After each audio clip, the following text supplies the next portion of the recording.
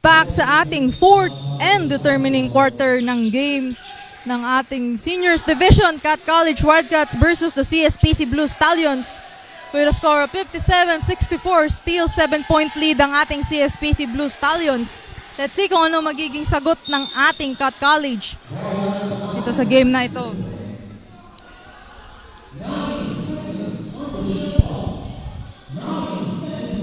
On that last sequence, that attempt by Andrew Deang was denied by attempt by Richard Delucio was denied by Andrew Deang, and now Allen Alvarado nails that shot in.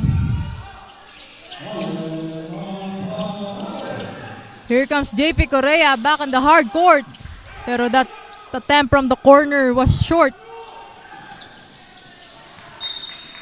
Last touch ng ating Cspc Blue Stallion, so same ball pa din para sa ating Cat College Wildcats. We have 18 seconds remaining on the shot clock. Richard Delucio inbounding from the baseline. De La Rosa from the arc. That's 3 points para kay Dwayne De La Rosa. 62-64. Now they have reduced it to a 2-point lead. Another steal for Cat College. Here comes Allen Alvarado, passes it to Richard Delucio, but a bank shot didn't make it. Recovered ng ating Cat College. Allen Alvarado asking for a screen. Passes it to Dwayne De La Rosa. Ooh, and that's a tray for Dwayne De La Rosa. And the tables has been turned in favor na po ngayon ang game na to sa ating Cat College. A timeout has been called on the side. Magbabalik po kami after a quick break.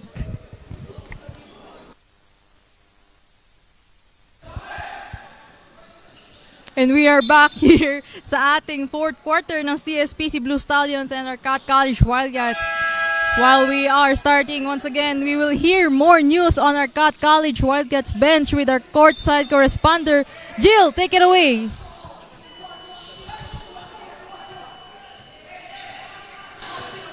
Thank you very much, Rain. The Wildcats were able to lessen the gap at sa tulong ng kanilang mga key players na execute nilang initial game plan. Dagdag pa rito, coach reminded the players to always play smart. Oo, humahabol sila pero he stressed out that don't mind the scores. Focus on the defense and the offense will naturally follow. At syempre, huwag kalimutan ang proper ball rotation. Atin ang fourth quarter, yan ang na-emphasize ni Coach Hector. Yan lamang po para sa Wildcats. This is Jillian Magaja para sa Bucal Season 7B, The Inspiration. Thank you so much, Jill, for that insight. And as we can see, the tides is turning and in favor na ngayon sa ating Cat College Wildcats with a 65-67. Oops, apologies. Ngayon ay nabawi po pala ng ating Cspc Blue Stallions now with a 2-point lead.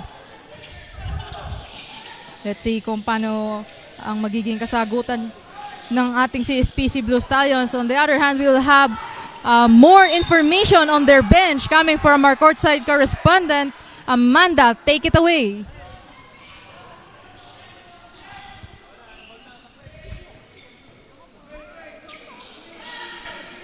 Maraming salamat, Rain, and this is the last stretch for our second game this afternoon. Earlier in the third quarter, we witnessed the good shooting and ball passage of the both teams.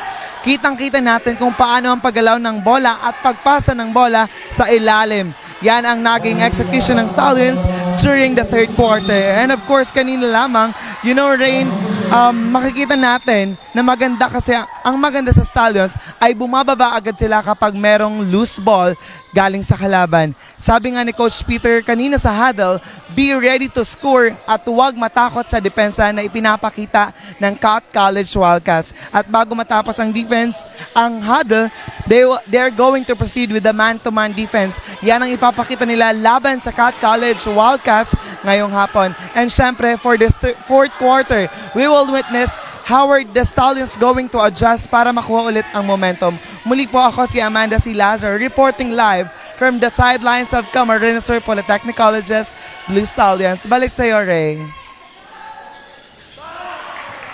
So much, Amanda, for that insight. Sa ating Cspc Blue Stallions bench, And I do agree with that na talaga pagdating nga dito sa ating fourth quarter, it's becoming a mental game.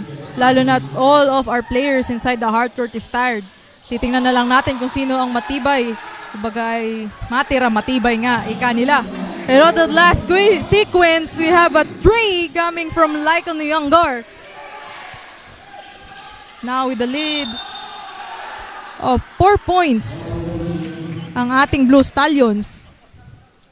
Karoon pa nga ng turnover dito ang Cat College. Ball possession muli ng ating CSPC Blue Stallions. A substitution has been made on the side naman ng ating Cat College Wildcats.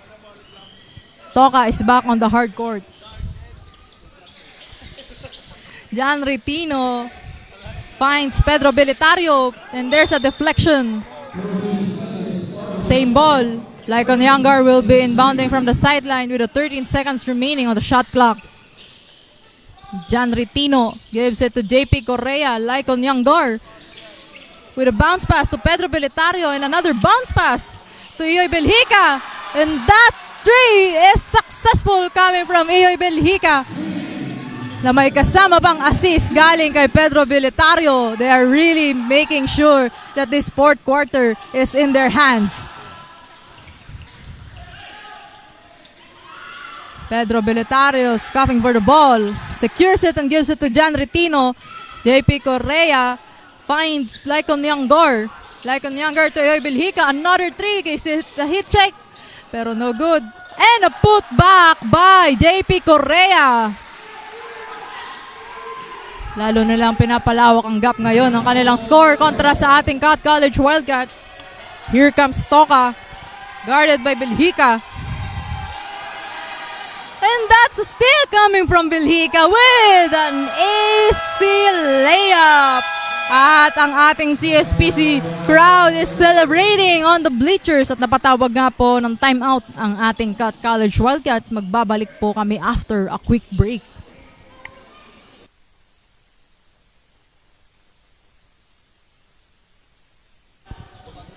We are back on the fourth and determining quarter of this game. We have 5 minutes and 16 seconds remaining para sa ating Cat College Wildcats versus sa CSPC Blue Stallions. And we will know kung sino ang mag-uuwi ng win sa game na ito for today's game.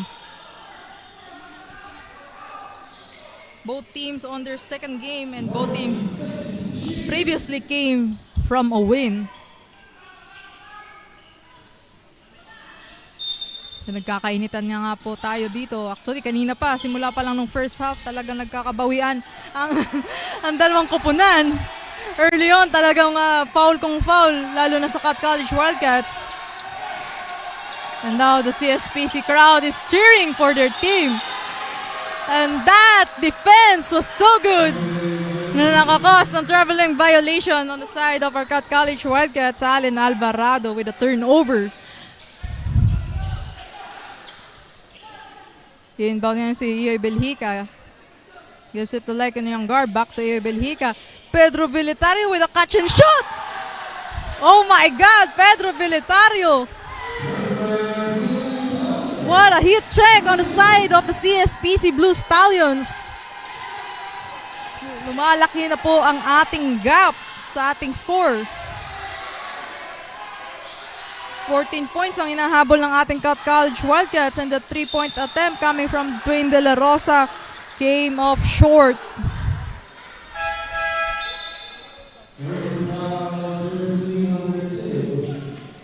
And a holding foul is called on jersey number 2, Russell Cardell. Bola muli ng ating Blue Stallions. We have Ioy Belhica. Gives it to Lycon Younger. Lycon Younger with a jumper. Easy kay Lyco. No hesitation and a lot of confidence coming from our Stallions. Allen Alvarado, what will be your response? Here's a 3-point attempt, and that bounces up the metal. Pedro Belitario with the rebound gives it to Henry Buenga. Lycon Younger waiting for his teammates. 12 seconds remaining on the shot clock. Jan Retino drives and gives it to Pedro Belitario with another alley-oop. This is his second alley-oop from his teammates. I think napasama ang footing doon ni Pedro Beletario.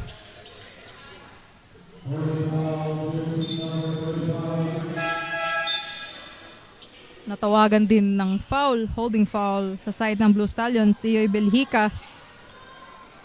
That would be his third personal foul, first team foul ng ating Blue Stallions.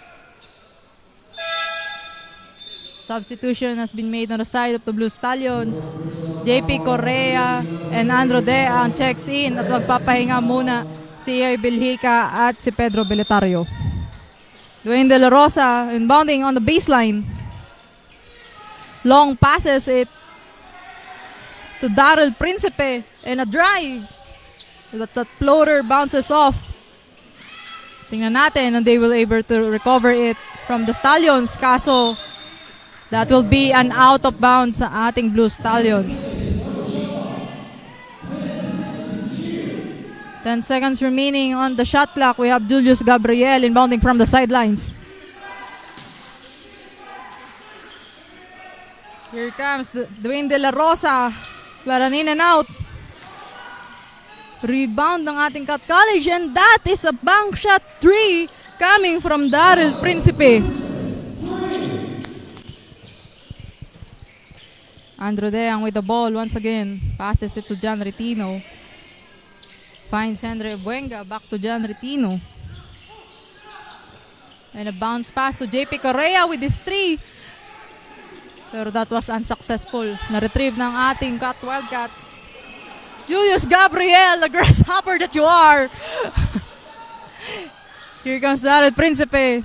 Pero that bank shot came out of the basket.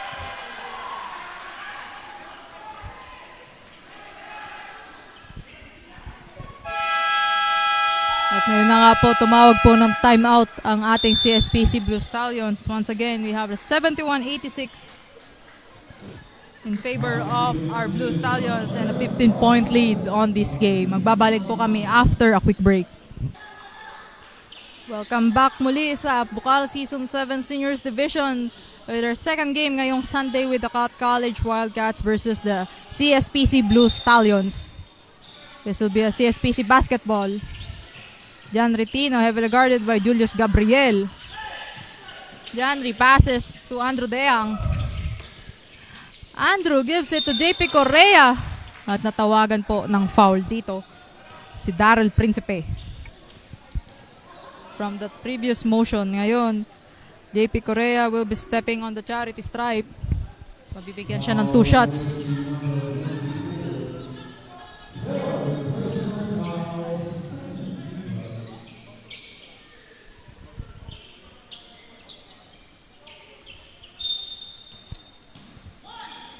Andro Deang inbounding from the baseline. Gives it to John Retino.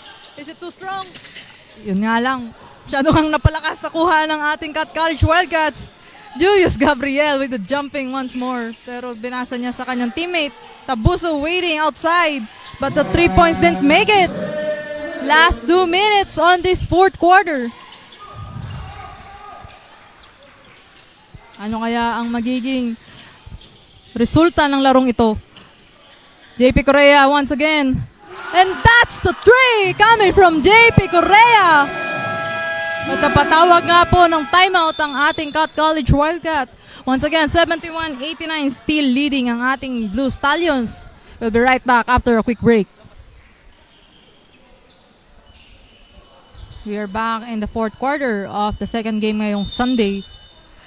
Cat College basketball. We have Dwayne De La Rosa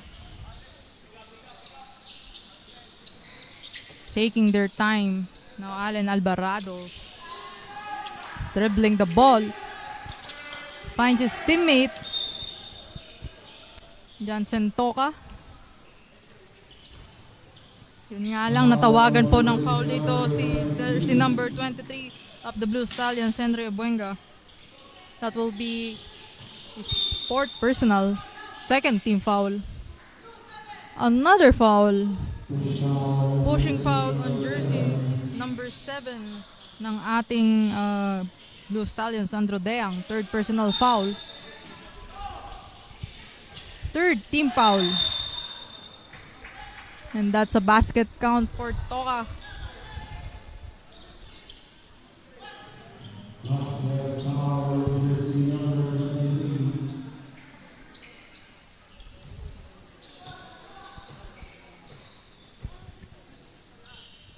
Johnson Toka. He was able to make it to a 3 points. Andrew Deang orchestrating the offense for the Stallions. Accelerating inside. Here comes Andre Buenga with a reverse layup. 74-91. Lalong lumalaki ang agwat ng score ng ating dalawang kupunan. Here comes Dwayne De La Rosa. But that rescue by Richard Relucio also didn't make it in. Another pass break points coming from Andrew Deang. 57 seconds remaining. Allen Alvarado passes to Richard Relucio. Will the three make it? No.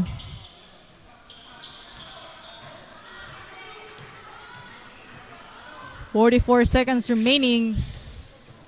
Cspc Blue Stallions taking their time. And a very quick pass. Kaso yung reverse layup doon ni John Retino didn't make it. Alvarado, 3-point is also no good.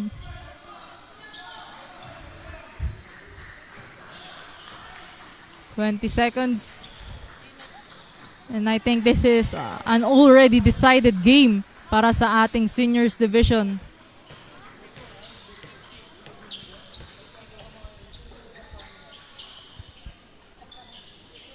What an intense game coming from our seniors. That is our College Wildcats and our CSPC Blue Stallions. Later on, makikilala natin kung sino ang ating player of the game, which is player of the game brought to you by Kong Tulong, Honorable Nathaniel Odocado, one of the sponsors of Bucal Season 7. We'll be right back after a quick break.